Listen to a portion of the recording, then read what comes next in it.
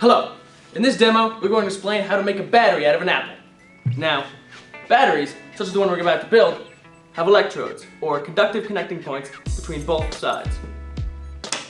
Now in this case, the electrodes are made up of the anode and the cathode. And the anode is where the electrons leave the cell, and cathode is where the electrons enter the cell. In our battery, the electrodes are copper and magnesium. Our electrolyte is our apple.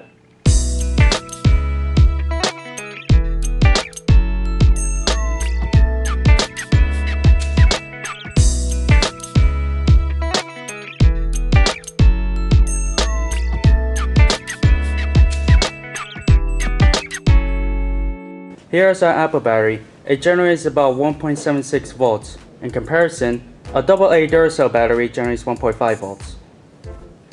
The copper is the cathode, and the magnesium is the anode. This means that when the acid from the apple reacts with them, the electrons will tend to want to move from the more negatively charged magnesium to the more positively charged copper.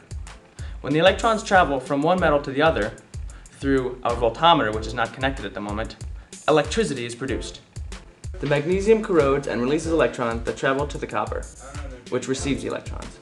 The apple juice is the electrolyte.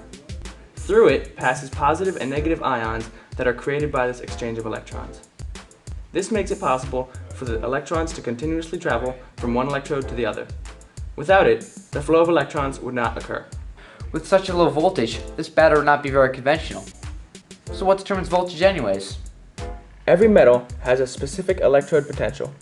In a battery, the greater the difference of electrode potential between the two metals, the higher the voltage will be. In our example, we have magnesium and copper. The magnesium has an electrode potential level of about negative 2.36, and the copper has a potential of 0.34.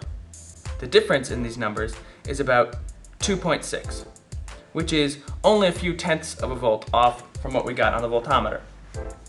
This is because the energy is not completely conserved and some is lost in the process.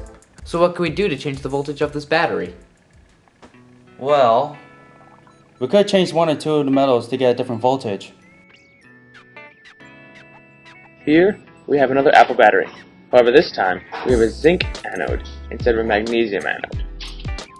This new zinc anode has a different electrode potential energy level.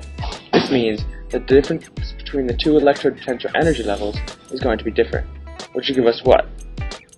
A different voltage.